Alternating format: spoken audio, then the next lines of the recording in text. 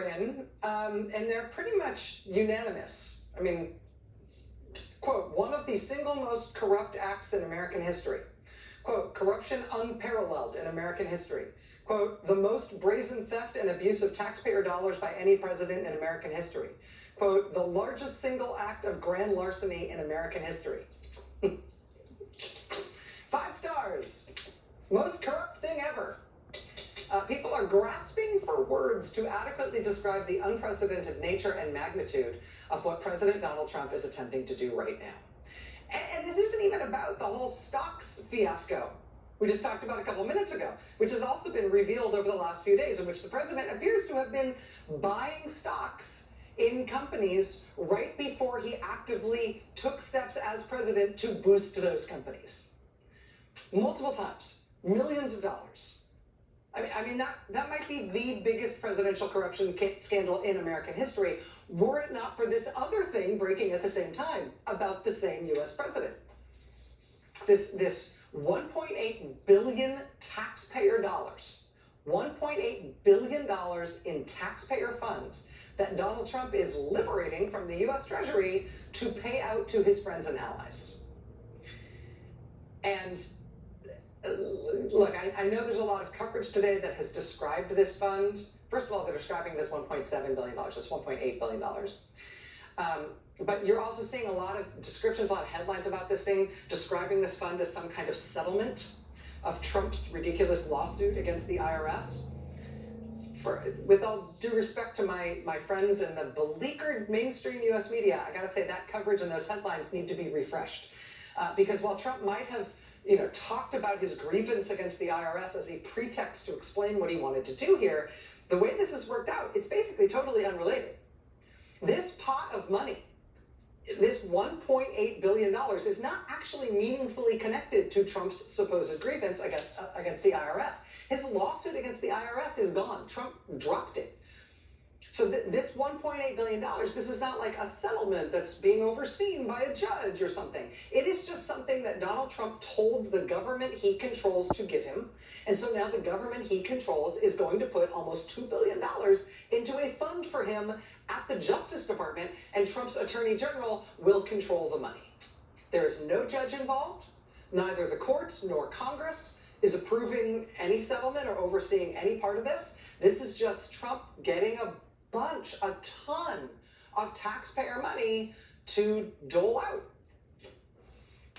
Maryland Congressman Jamie Raskin today called it, quote, nothing but a racket designed to take taxpayer dollars out of the Treasury and pour it into a huge slush fund for Trump at DOJ to hand out to his private militia of insurrectionists, rioters, and white supremacists, including those who brutally beat police officers on January 6th. Joining us now is Congressman Jamie Raskin of Maryland. He's the top Democrat on the House Judiciary Committee and a constitutional law professor. Congressman Raskin, it's really nice to see you. Thank you for making time. Great to see you, Rachel. Is there anything else like this in U.S. history? Nothing like it. It's thoroughly illegal and unconstitutional.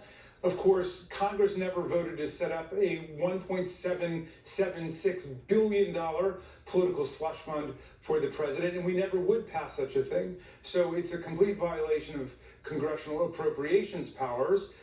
Moreover, even if Congress wanted to do such a thing, which we never would, it would be unconstitutional because the 14th Amendment says that money cannot be spent out of the federal fisc for the purposes of repaying people for insurrection or rebellion against the United States.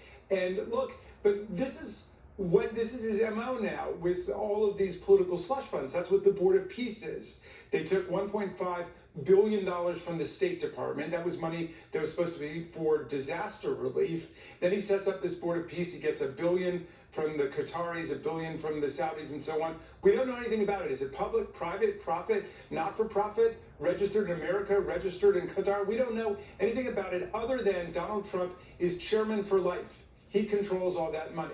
So that in itself is a violation of the Foreign Government Emoluments Clause, because all those foreign states and kings and princes are giving money, and the Domestic Emoluments Clause, which says the president is limited to his salary in office and cannot derive any other money from the U.S. Treasury. But the whole administration now is just corruption, highway robbery every day.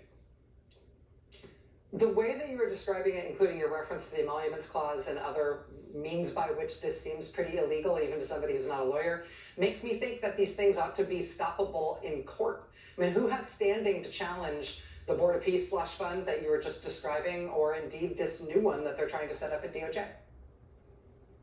Well, it won't surprise you to learn that the Roberts Court has made it extremely difficult by erecting the standing doctrine, political question doctrine, sovereign immunity, you name it, making it extremely difficult. And in addition to the fact, of course, that they've said that the president is not subject to criminal prosecution for actual crimes he commits under the auspices of his office. But at this point, everything must be tried in order to try to restore the rule of law in the country. We can't leave any potential tool just sitting on the table. We've got to try to attempt everything, but we must start by trying to get our at least 4 or 5 Republican colleagues to come over to our side to say this is utterly lawless and authoritarian and it cannot stand. And a couple have made noises like that, but those are people who are in tough re-election races, and they might be trying to send the signal they've got a problem with it. If you've got a Republican running in your district who's saying, yes, this is problematic, ask them, will they sign their name to co-sponsor a bill to block this outrageous expropriation of the tax dollars of the people for completely political purposes, to give to Proud Boys, Oath Keepers, rioters, and insurrectionists, the people who beat up police officers. That's what this is about. It's about funding or pre-funding Donald Trump's private militia. It strikes me that regardless of who they ultimately try to give this money to, it is interesting that they have chosen a vehicle at the Justice Department to use for this. And you've, I think, made some very good points about the fact that it's a real thing, and we should understand what the judgment fund is at the DOJ. This is a fund that's created by Congress for a specific purpose, right? It's not supposed to be a pool of money available to be stolen by anybody who feels like taking it. What is that fund for that Trump is essentially going to be plundering for this other project? Well, it used to be that if someone successfully sued the federal government, that Congress had to vote to appropriate money to pay for the damages, to pay for their verdict. And then Congress said, we're spending half of our time just on litigation against the federal government. We'll turn it over to the Department of Justice. We'll set up this ongoing appropriation that's open, called the Judgment Fund, and that is for actual judgments, verdicts, damages levied by a court against the United States, or an honest, good faith settlement of claims that would have won in court. Okay. And of course, like everything else, we've never had a problem with this up until Donald Trump, because he sees a pot of money and the dollar signs go off in his eyes and he sees it as a political slush fund.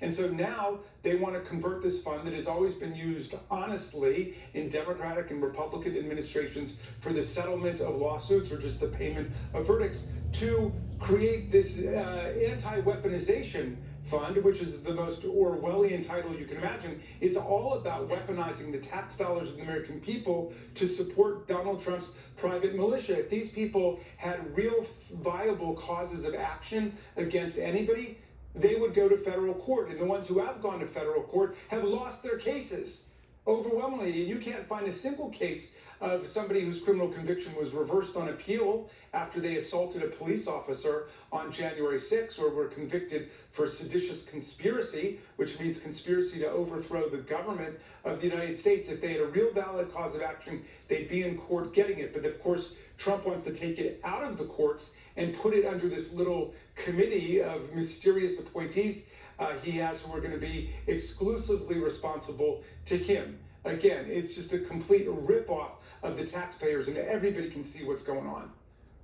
It's such a good point that if there was any sort of legitimate case that somebody had been victimized by some wrongdoing of the government, there are means by which that gets adjudicated. Testable constitutional means, transparent means, that we have ways of doing that. This is not the way that you do it. Congressman J.D. Raskin of Maryland, you are always Very welcome here on this show anytime, but particularly when we are dealing with something of this magnitude with this many constitutional implications. Nobody better to be here but you. Thank you, sir.